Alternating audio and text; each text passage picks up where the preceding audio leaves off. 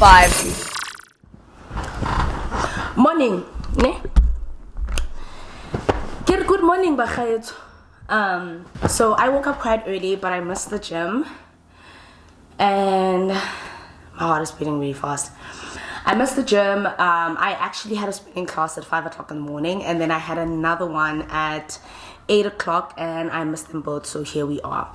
But I do have a couple of things to do this morning because I am going to be catching a flight to Cape Town this weekend, so I just want to get everything in order. So what I'll do is I'm just going to say my piece. This is probably the last element of this vlog, and I'm still trying to decide if I'm going to vlog in Cape Town or now. I told myself that I would actually not talk about this ever, because I'm not gonna lie, that day probably was the most humiliating day that I've ever been through. You know what I mean? It was a day that obviously scarred me for a really long time. People made jokes flew, and these jokes flew for years, you know?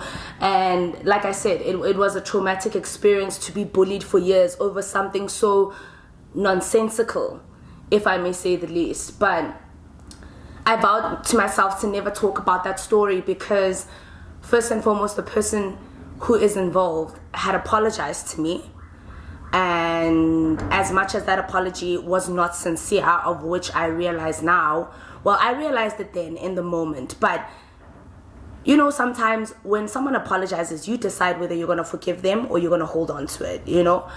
And for me, I was just like, I'm going to forgive the person, because besides me also kind of receiving the backlash from Twitter is not a kind place, by the way.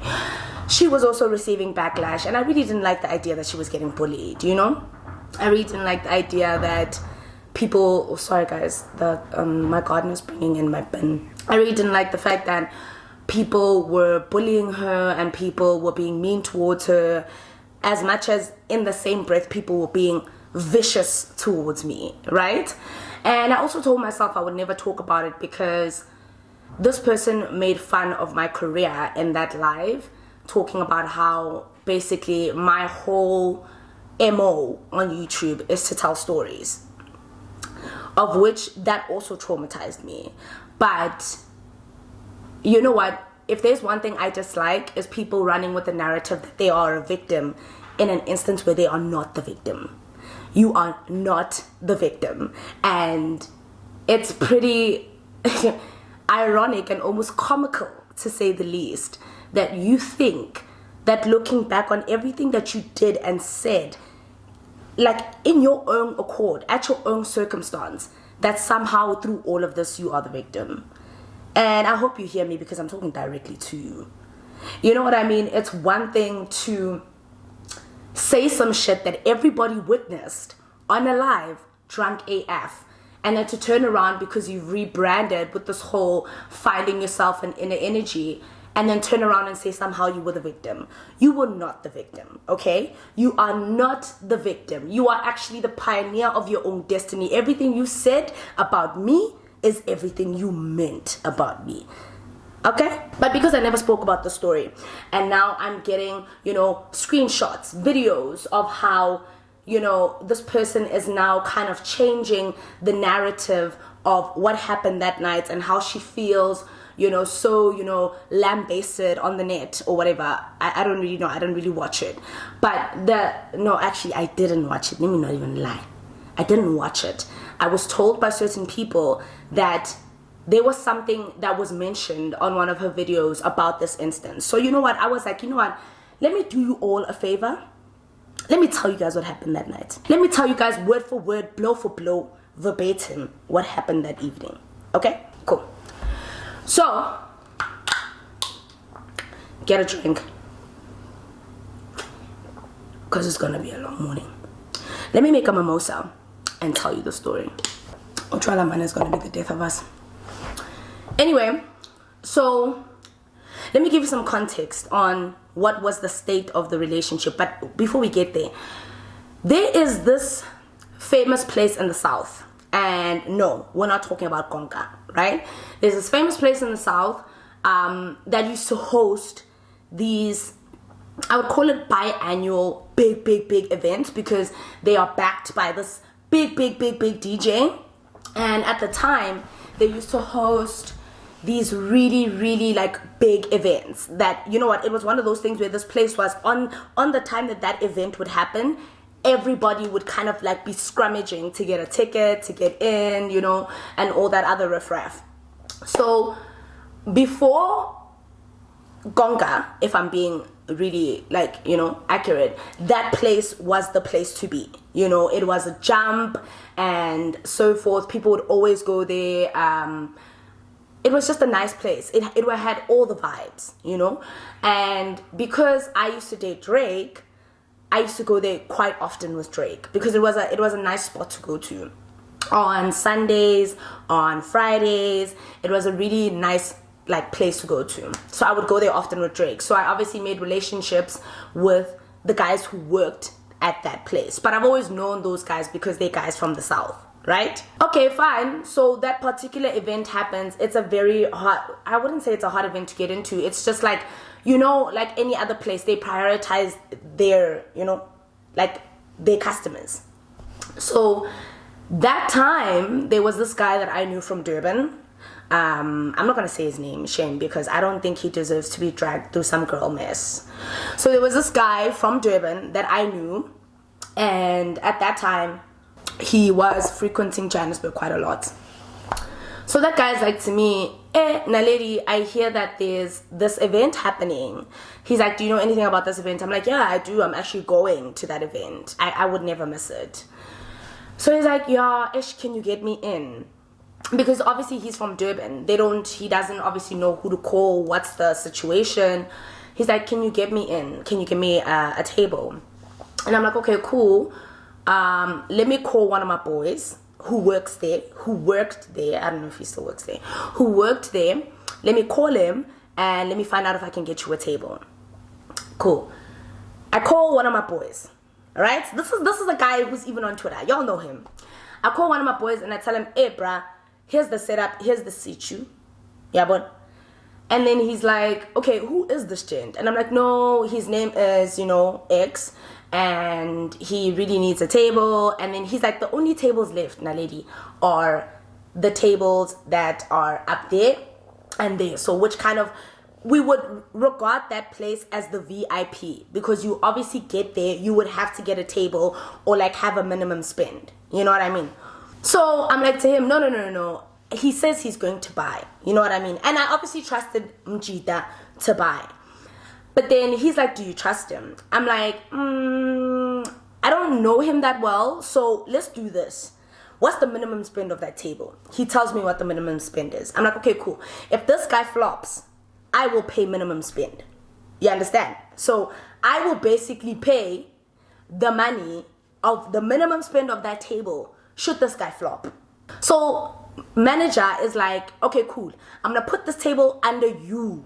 I'm going to put this table under your name. So it's your table. So that should anything happen, the boys know, come to you. I'm like, I bet, chill. But take his number, sort out, see what the situ is. No problem. Sharp. So my colored friend comes over and we get ready to go. Because I obviously live in the south. So it's easier to get to this place from my house, right? I tell Mjita, okay, your table has been booked. We'll meet there. We'll meet at the actual venue. You know, when you get there, say this, they will give you the table. Now, the table that he got was, in my opinion, but in obviously everyone else's opinion, was a really good table. Because the thing was, it was one of those things where I knew worst case scenario, like, should anything happen? No. It was one of those situations where, because I frequented that place, because they had my ex now's number on speed dial, it wasn't going to be a hassle to, you know, find me, say, hey, here's the bill, this is what's happening. Even though at that time I could pay for it now. I was starting to make some good money from YouTube. We get to the venue. We get there a little after Mjita gets there. Mjita gets there, he calls, the manager takes him up to that table. When we get there, there was him and a few of his friends and a few girls. So I think there were about 4 guys and there were about 3 girls. And then there was me and my friend. We get there, man, things are good. It's packed. It's so packed. You understand? Like I even remember Casper was there that night, and Casper's table was right next to ours. And then honestly, that other side where it's dark, and then the other side where it's dark, and then we were by the side where you're looking straight at the stage. You know what I mean? And those tables are difficult to get. So man, that night it was packed. It was a maza. Yeah, but so because it's packed, the Hablis were finished. Like there was no Habli to be found in the history of any Habli. You understand? So I call one of the boys and I'm like, guys, me, I need a Habli. So the other guy's like, ish, dog, the Hablis are finished, but let me steal one for you. Like, let me find who's no longer smoking. I'm just gonna cover one and come give it to you. Do you understand? Do you understand how bad it is at the club if someone tells you a regular Habli drinker, a regular Habli smoker, that hey, pelile Naledi but ngobu plan. That's essentially what happened. And I actually waited about maybe 40 minutes, like if not almost an hour for the Habli. You know what I mean? That's how packed it was that night. But it's fine. Eventually, I get the Habli. I pay for it. Ne? That part everything, because you know what, when those nights are normally full, when people order they pay on the spot, because some people get drunk and they don't want to pay, get drunk and they suddenly have amnesia, whatever, amnesia. So the hub gets there, I pay for the hub, I smoke the hub. Now because there's a lot of people in the sec, there were like about 9-10 of us in that sec. People obviously want to smoke hub. And I'm not going to be the person to not share hub with people. I'm literally sitting in the sec. And most of these gents were from Durban. Yeah, so most of these gents were from Durban actually. So I know them. I knew some of them from Twitter and stuff. So everybody wanted to smoke and we were like, okay, cool, sharp. I even remember that day, I wasn't even drinking that much because I was watching this guy to make sure that he pays his bill, because he was ordering like a bad bitch that night. Like, he was ordering the rosé,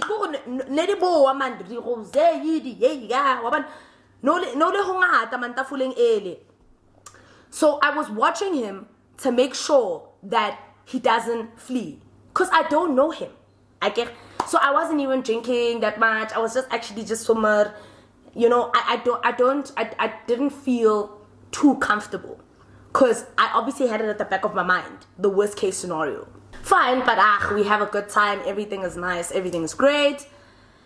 And then, the Habli is being shared between like the 12 of us, which is great.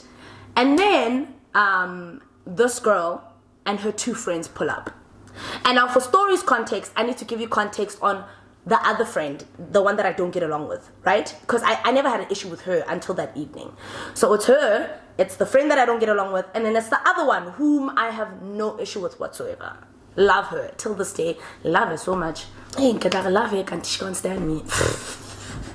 Hey, I don't know anymore. These YouTube streets are weird. So the girl that I don't get along with, for context sake, this girl and I, basically to cut things short, she was messing with my ex behind my back. She didn't actually tell me that she was in his DMs and he was in her DMs. How I actually found out was probably the worst way anyone could find out, considering that I really thought she was my friend. I was telling her about the issues that I had with Drake, and then she basically bamboozled me when she took me to the club and made me drink Drake's champagne. And I kept asking her, where'd you get this champagne? She got it from my ex because she was talking to him in the DM. So basically, to cut the story short, the reason why I don't get along with the other friend is because she was pretending to be my friend whilst she was flirting with my ex in the DMs. And my ex eventually showed me the messages, right? Because obviously after that time, he wanted to get back with me, okay? So that's how I stopped being friends with her. I was like, she's slimy, she's grimy, and I want nothing to do with that girl anymore. Like, as in, like 10 years from now, I don't want to see her, because she knows good and well that when I was fighting with Drake, I was in such a depressive state. Like, I literally could have been hospitalized at that time. But I would tell her everything. I would share with her, because obviously my real friends were so tired of hearing about the tumultuous problems I had with Drake. Only to find out, she dragged me to the club. She said, don't worry, I've got you. She dragged me to the club just to go to Drake's section, take the alcohol, give it to me, and answer, don't worry, just drink, have a good time. She's flirting with Drake, wanting to go to lunches with Drake. This was supposedly my friend, dog. Okay? But then again, hey man, if there's anything I've learned about honeys move weird. Okay? Drake also moves weird. I mean, they both actually can go F themselves respectfully. So, when Miss Mamas rocks up, she rocks up with this girl, and she obviously knows this girl's side of the story, right? But they get there, girl number 3, because they were a trio squad. Girl number 3 gets in, greets me very nicely. You know, she's a sweet, bubbly person. I actually like her so much. She gets in, she greets me very nicely. Girl who was messing with Drake doesn't greet me for very obvious reasons. And then the person in question greets me, but it's a very courteous greet. It's a very, I'm greeting you because it's the right thing to do, but technically speaking, I don't really fucks with you because my friend doesn't fucks with you. Respected. I respect that. It was a very tight greeting. I was okay. Sure. And then now at that time, I used to love her content. So would it be safe to say I squealed? So I greeted her with a lot of like, hey, and she was just like, hi. And I was like, you know when you want to take your hate back, but you can't because it's already out there. Okay, cool. So she greets me. They first sit. So it's a square, right? It's like a square. So you guys are the stage. So it is like this, and then the entrance is here to get into this section. So they get in, and then the 2 ladies sit that side, and then she sits closer to me and my friend, automatically being closer to the hubbly. So I have one pipe in my hand, and then the other pipe is going around that other side, right? My pipe is going towards this side, but there wasn't really anybody next to me at that time. There was just one other girl. I remember her, and we were interchanging the hub, like it was fine. But she didn't really smoke that much. I remember her. She was wearing a black dress. She didn't really smoke that much. So then this girl asked to smoke the hubbly. And then at some point, her gay friend came to the sec. So she asked to smoke hubbly.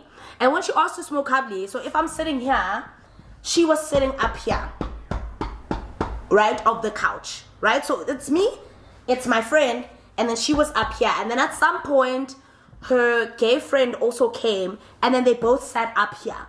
No. Actually, correction. At the time that she asked to smoke the hubbly, she was sitting on the chair with us like this. Wrong, understand? She was sitting like this, right? And then she smoked. So she takes the hubbly, she does this, she smokes, and then she goes on her phone. And then she smokes, and then she goes on her phone. So I obviously found that completely confusing. One, because technically it's my hubbly, right? And I can't believe that I have to technify the situation. It's my hubbly, but also in the same breath, there's 16 of us in the sec. Like, the least you can do is just puff and pass, you know?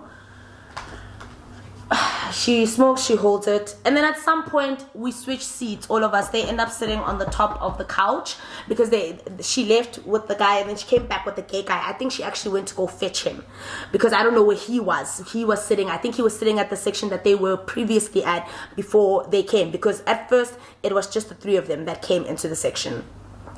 So she fetches the guy, and then they sit up here. So we're smoking. Oh, and then she was doing really funny things at night. Like, she was downing Jaeger by the bottle. She was just doing funny things. Like, she was having a good time. I really didn't think anything of it, but in hindsight, I can safely say that she was really like guzzling alcohol that night. Like, she was really like she was guzzling alcohol. You know, not that it matters, but in the context of, if I look back, do I think that she was drinking appropriately at an appropriate speed? No, because her friends weren't even drinking as much as she was. Like, they weren't at all. Because the friend who doesn't like me was by the corner with Durban boy, and then the other friend was sitting right next to her, but on the couch on her phone, just minding her business. And then there was this girl and the gay guy behind us smoking the hubbly. Then at some point we moved up, and then she sits right by the corner, but on the couch. Now she's on the thing, and then the gay guy she's sitting in between her gay friend's legs. And then it's my colored friend, and then it's me. So now I'm like, hey, can we please smoke? She's like, I'll give it to you in 5 minutes. Okay. So I give her 5 minutes. And anything, I'm asking her to smoke. I'm like so scared. I'm like, hey, sorry, mama. Can we... You know what she said? I said, I'm going to give it to you. What the fuck is your problem?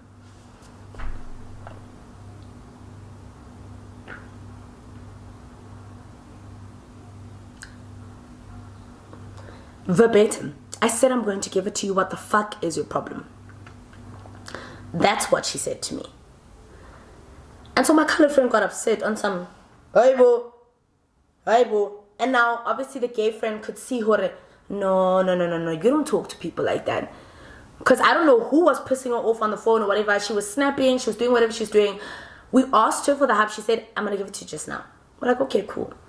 But now you're smoking, you're holding, you're smoking, you're holding, you're smoking, you're holding. Everyone now has to share the other hub that's going on the other side. We're sitting here. That hub is going like this. We're sitting here. She said, I'm going to give it to you. What the fuck is your problem? So obviously, in anybody's right mind, we were going to get upset. Okay? We were going to get upset. Then after that, I got super pissed. Like, I felt disrespected. I felt belittled. And I was like, where is this energy coming from? I thought everybody was fine. You know what I mean? I thought everybody was on good terms. What's happening? Where was I? My friend actually called me because it seems like the whole TL is... Okay, anyway, where was I? So now, after that, she swears. Ne? She's like, I said, I'm gonna fucking give it to you. Now me and my friend are pissed. Now we're pissed because we're just like, you know what? I'm like, actually, you know what? Fuck it, give me that pipe. And I'm not playing with you. I'm actually not playing with you. Now I had to boss up because obviously us sitting in the sec with their friends, with their Durban boys, they obviously think that they've got a one-up on us. They obviously think, hore, me and my friend, rincha. Waban? Sharp. So, fine. The gay friend then taps me here. The gay friend taps her to move up and sit here. And then the gay friend taps me here on some, you know what? Sorry about that. And I'm just like, this is really fucked up because I paid for this hubby. Now I'm telling the gay guy, no, I paid for this hubby. You understand? And this is really fucked up. How it's on Twitter so. Understand? So the guy is like, no, I get it. That was a bit uncalled for. I've spoken to her. So now she's also trying to get a word in to basically say, no, yeah, sorry. And I'm just like, because now she was also like slurring a bit. She was getting a bit rowdy, you know. Like I even remember that she was like downing Jaeger like this on Instagram stories. And I was just like, ugh, you know. But also, let me not say that. Hey, we've all had those moments, guys. That's why I don't think I even judged her for it. Fine. It gets worse that night. Ne? It gets worse. Now, her and I, while she's trying to talk to me, I'm like, you know what? Don't actually do that. Like, don't fuck with me. Like, don't actually fuck with me. Respectfully, I get it. You have a side to choose. You've chosen that side. But don't mess with me to get your point across. Because that's ridiculous. I haven't done anything to you. Now, while I'm talking to her, the friend that doesn't like me, because now we're having a back and forth. So now, basically, I've stood on the floor and I'm looking directly at her like this, with the gay friend next to her. Now I'm looking at her directly like this, and then the gay friend at some point moves. You know, like what chiefta? And then her chiefta, the friend whom her and I don't get along with over Drake, comes and sits next to her. Comes and sits next to her. So now we're having a squabble. Because now I'm just like, as a matter of fact, you actually don't effing rate me. You know? And it's pretty evident. Now, I found out, like, stories were developing the next day that the girl who was seeing Drake was asking the Durban guy to kick me out of the section.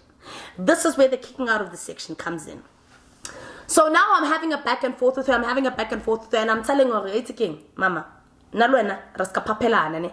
Like if because not show me how.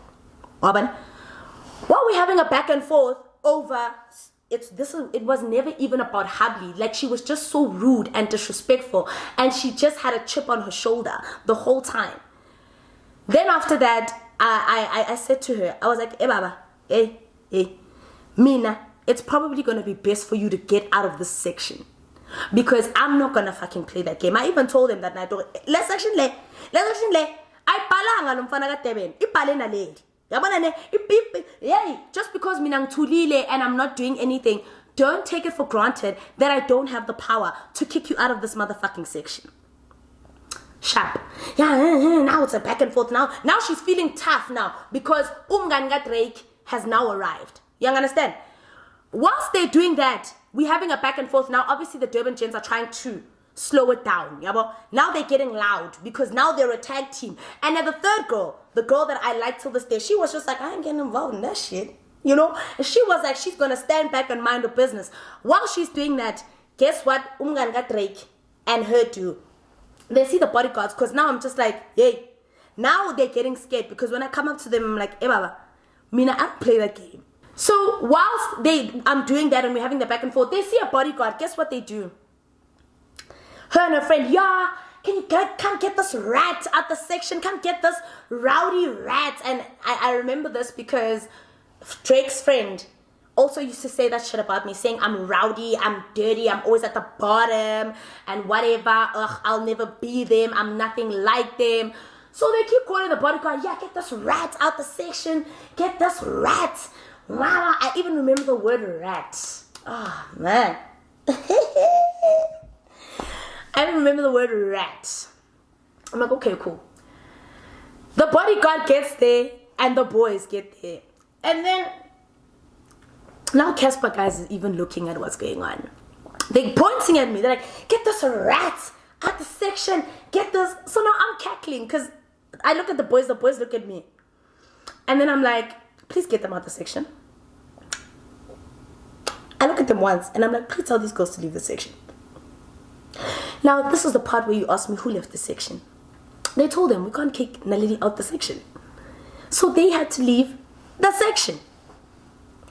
And then it's therefore when Umganwenu decided to go in the Uber, drunk AF, do a live about how I'm always going to be at the bottom, how I'm a cloud chasing whore. And another thing, this is why I don't get along with certain people on Twitter anymore, because the people that I actually thought I was cool with were cackling in that live. And I won't forget. Like, if you guys think I forgot, I actually didn't. I probably won't. I never will. Nah. They cackling there, they cackling, and I'm just like, okay. I don't even see that live because now I'm still at this venue, drinking, having fun. Durban boy comes up to me and I'm like, dude, what the actual F is up with your friends? That's when he tells me, he's like, hey, bruh, this girl, Drake's friend, was busy asking me to kick you out the section. And I'm like, what? When we were standing here by the balcony, she was asking me to kick you out the section. And I told her, like, no, dude, I can't do that. He obviously didn't tell her why he can't do that, but he was like, no, dude, I can't do that. Like, I'm mates with Naledi. Naledi's my mate, And of which I actually was, guys. I was this guy's mate. So for her to even ask something like that, for me, was shocking. So the third girl, the one that I like, I don't know where she ended up, but I don't know if she actually left. I think she may have moved to somewhere else. She was not problematic at all. Like, till this day, I have so much love for that girl because the way she handled herself that evening is commendable. Seeing what her friends were doing and choosing not to get involved, because what her friends were doing, first of all, she didn't know what was going on. One, she probably didn't know. Maybe she did. Two, to insert yourself in a fight like that is so messed up. You understand? No problem. Okay, fine.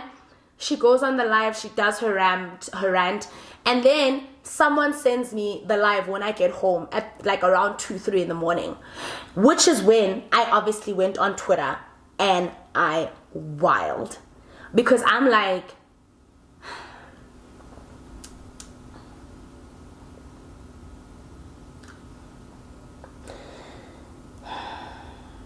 when I think about that live, I get angry all over again. Saying, yeah, she's always going to be at the bottom. She's dirt. She's a cloud chasing whore. She's this. This is who she is. And this is... She said so many things that alluded to how I was raised. And you know what? Someone will find that live. Cloud chasing whore. You're always going to be at the bottom. You're beneath me. You're nothing. You're this and whatever. She's a rat. Like, that's how she acts. That's basically not how I grew up. How I was raised to be a rat. You know? I don't like talking about that life. I don't like talking about that life. Hey! spoke about me in the manner that she did. And people that I was so cool with were laughing. And I'm like, guys, guys, there's a time for laughter where we troll each other on Twitter. But there's also a time to say, Mara, come on. Really? Really? Really, bruh? First of all, you sat in that sect because of me. You could only get in that sect because I was there. Your friend would have never gotten that table if it wasn't for me. And now you're going to tell me I'm a rat, I'm this. I could have easily asked you guys to leave because you know very well that I don't get along with your friend because of what your friend was doing with Drake. And now all of a sudden you're sitting here, you're making it seem like I'm just so beneath you. I'm just nothing. And whatever the case may be. And guys, side note, let's get one thing correct. No amount of money is going to change who I am or where I come from. I am not embarrassed that I'm from the East Rand, okay? I don't think a little bit of chump change is going to make me act like I'm above others with my nose in the air being condescending. That's not how I was raised, okay? Thank you. Fine, that all happens. And then, because I was so distraught about the whole thing, I called my parents crying. I called all my family members crying. Everybody's obviously seeing it. It's making rounds on Twitter. People are laughing. Some people are, kind of backing the whole notion that I'm a rat. Of which, hey, man, everybody each to their own. You know what I mean? And whilst they busy saying that stuff, I'm just like, my parents are like, well, obviously not my parents. My mom was like, what, dude? Don't engage. Just go about it the right way. And I'm just like, what? I think the best thing to do is to get my lawyers involved because there were certain things she said on that live that she can never take back. She can never ever take back. Like, those things haunt me. Those things victimized me, and for no good reason. And here you are today being the victim in the narrative of the story you created. Had you not been mean that day, your friends would have never had to stick up for you. You understand? Your friends were minding their own business. Me and Drake's friend don't get along, but she stayed on her corner, I stayed in mine. She actually came to sit next to you when she realized that you and I were having a quarrel, okay? She actually came there to defend you, right? Let's get that part out there because Drake's friend and I don't get along, but let's not lie and say Wanabatu didn't have your back. Because you're lying. She actually did have your back. That's why you guys were kicked out. Because she has your back. So why are you lying? Why are you lying? Why are you lying? Hey! Then after that, I obviously do a live and I'm like, I'm actually going to take the legal route. I'm so done with people saying some rubbish about me that was not true. Like, first of all, you're saying all the shit. You're degrading. You're slurring. Not just slurring. You're saying slurs towards me over something that you were wrong for. And then after that, when I decide to handle it the way I feel is best, you then hunt my number down, you call all my friends, I get calls from random people on some, hey dude, this person asked for your phone number, should I give it to them? I'm like, okay, give them the phone number. They give her the phone number. This is after now I've done the live saying that, I'm gonna go legal because I'm not going to fight with someone who fights dirty like that. We can have quarrels, we can dislike each other, whatever the case may be. Like, you see, me and Drake's friend, we don't fucks with each other, but I'm sure as hell not going to lie and say, Umtanabantu didn't stick up for her. Unamanga, dog. She actually did stick up for you. What are you talking about? And on top of that, how is she going to stick up for you? Anyway, she calls me, this girl, and I record her. And while I'm recording her, she's like, yeah, you know what? She's been getting death threats. She just wanted to apologize. She's been getting death threats. People are saying they're wishing death on her. They want to kill her. She doesn't know what to do. And I'm like, but this is all on you. This is all on you. Like, you did this to yourself, And now it's very unfortunate that I don't have that recording because I recorded in 2019, so... It's like, yeah, I'm getting death threats, whatever. I did that because I'm like, as a matter of fact, why did you come for me like that? You did that. That's all on you. Basically, she was asking me to kind of delete the tweet where I posted the video where she was slurring and saying all those things about me, right? And that was just even a clip. Apparently, she went on and on and on and on. So she's like, no, the only reason she did that is because she was defending Drake's friend. I'm like, huh? She's like, yeah, it's because she obviously was caught in a hard place because Drake's friend and I don't get along, and she's only heard one side of the story. So I tell her the whole story. I'm like, this is actually what happened. This is why me and this girl don't get along. It's like, oh yeah, she only heard one side of the story. She didn't know.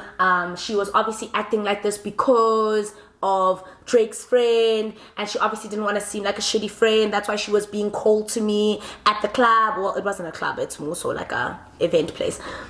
That's why she was acting cold to me at this place. But essentially, obviously, she was riding for her friend, and this, that, and the third. So essentially, she threw her friend under the bus, right? That's what she told me, because that's what I reiterated on that live where you guys eventually made memes of us. Respectfully, fuck y'all. So she tells me that, and now I feel sorry for her, because now I'm just like, oh, okay. Yeah, well, then that makes sense, because that girl is a bit shady. That girl is a bit shady. Look, what she did to me was super shady, so I couldn't look past anything.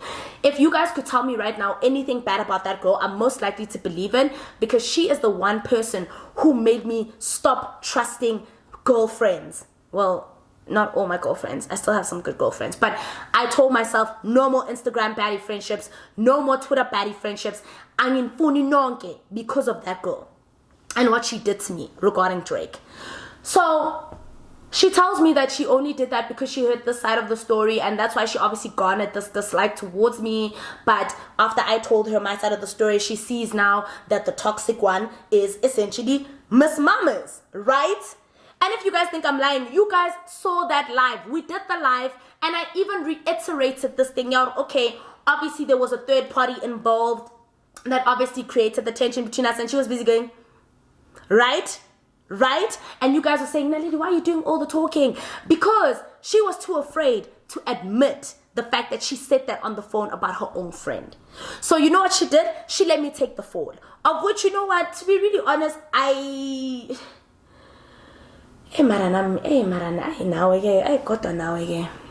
So what did she do? She threw her own friend under the bus. Of which, obviously, when her friend and the other girl watch that live, they're gonna go, you know what I mean? Because I didn't hide it. I was true about it. I was like, there were third-party factors involved that made us fight, and we obviously knew those third-party factors. This is what was going on. So now I'm just like, now I'm hearing that this is what's happening on Miss Mama's thing. I'm just like, guys, for my sake. If you're gonna tell a story, tell the truth. Because now that I've told the story, you look even more like a shitty person. You know what I mean? Like, you did all of that. You threw your own friends under the bus to save yourself after the way you acted that night. When your friend tried to stick up for you, now you're turning around and you think that somewhere, somehow you're the victim in all of this. You're not the victim.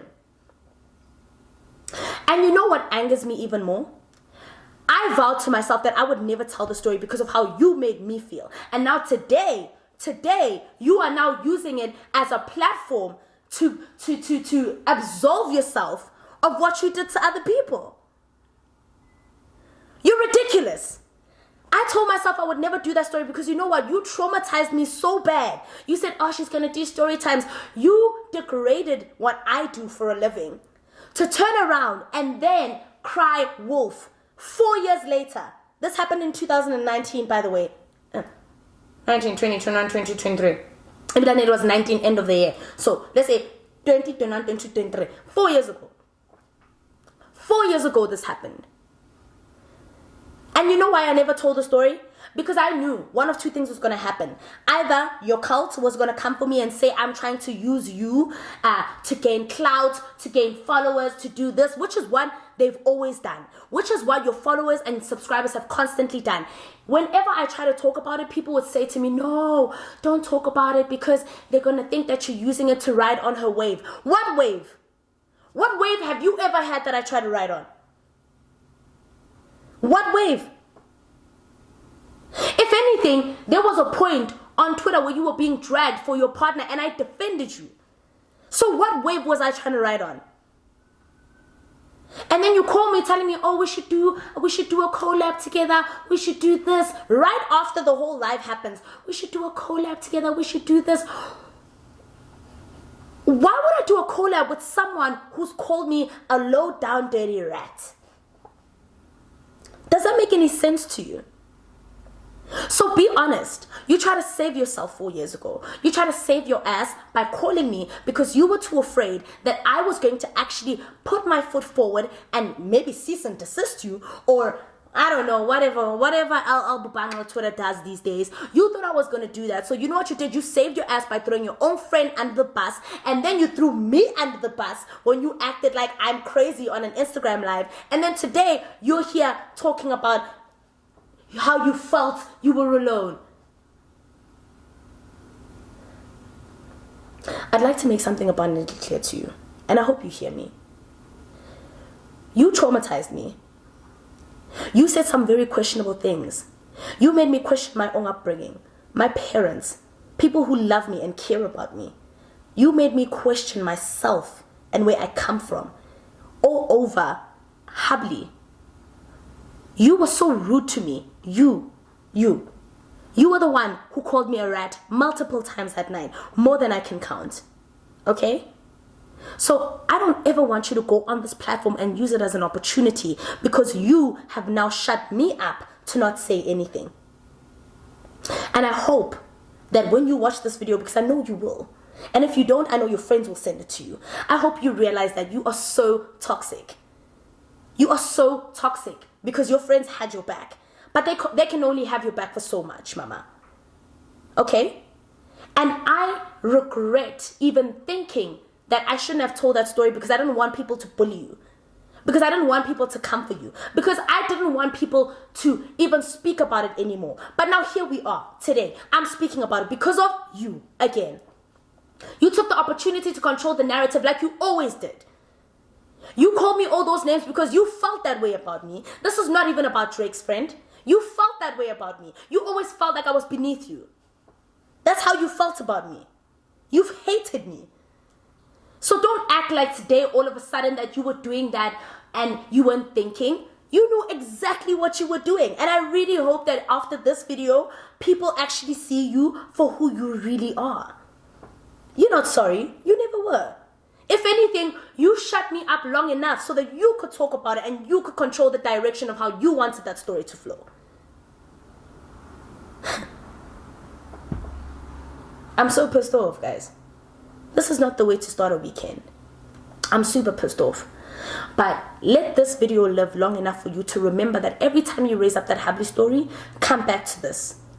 Because this person is not the person she's been acting to be. Right after that whole thing, your rebrand, you're finding yourself. And you know what? Maybe the rebrand was real. I don't even know. I don't trust you anymore. But the whole victim stance, don't be ridiculous. Anyway, that's the end of this. It's the end of this vlog.